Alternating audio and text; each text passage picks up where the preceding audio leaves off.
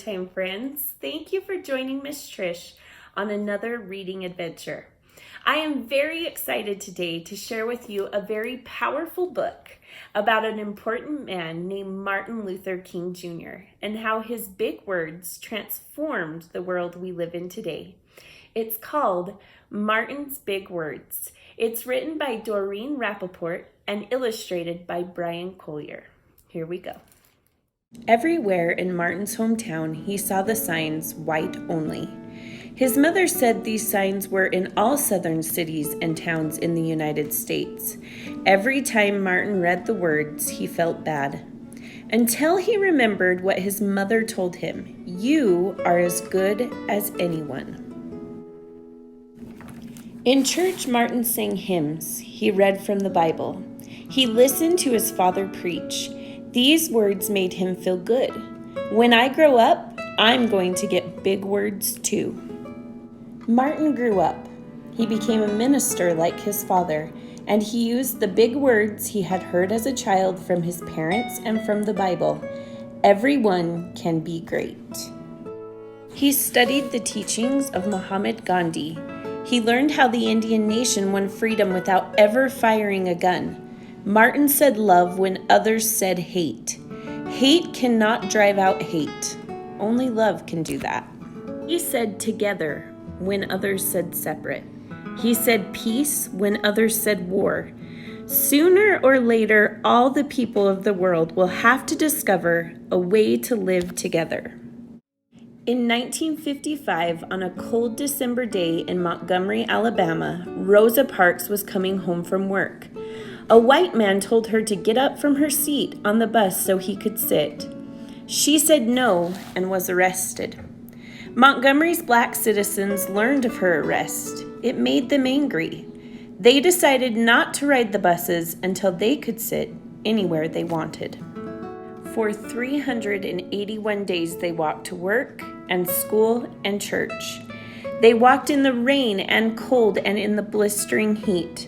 Martin walked with them and talked with them and sang with them and prayed with them until the white city leaders had to agree they could sit anywhere they wanted.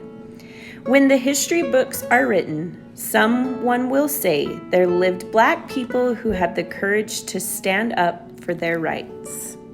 In the next 10 years, black Americans all over the South protested for equal rights. Martin walked with them and talked with them and sang with them and prayed with them. White ministers told them to stop. Mayors and governors and police chiefs and judges ordered them to stop, but they kept on marching. Wait, for years I have heard the word wait. We have waited more than 340 years for our rights. They were jailed and beaten and murdered, but they kept on marching. Some black Americans wanted to fight back with their fists. Martin convinced them not to, by reminding them of the power of love. Love is the key to the problems of the world. Many white Southerners hated and feared Martin's words. A few threatened to kill him and his family. His house was bombed. His brother's house was bombed, but he refused to stop. Remember, if I am stopped, this movement will not be stopped because God is with this movement. The marches continued. More and more Americans listened to Martin's words. He shared his dreams and filled them with hope. I have a dream that one day in Alabama, little black boys and little black girls will join hands with little white boys and little white girls as sisters and brothers. After 10 years of protests, the lawmakers in Washington voted to end segregation. The white-only signs in the South came down. Dr. Martin Luther King Jr. cared about all Americans. He cared about people all over the world, and people all over the world admired him. In 1964, he won the Nobel Peace Prize. He won it because he taught others to fight with words, not fists. Martin went wherever people needed help. In April 1968, he went to Memphis, Tennessee. He went to help garbage collectors who were on strike. He walked with them and talked with them and sang with them and prayed with them.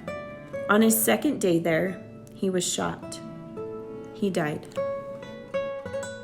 Martin's big words are alive for us today.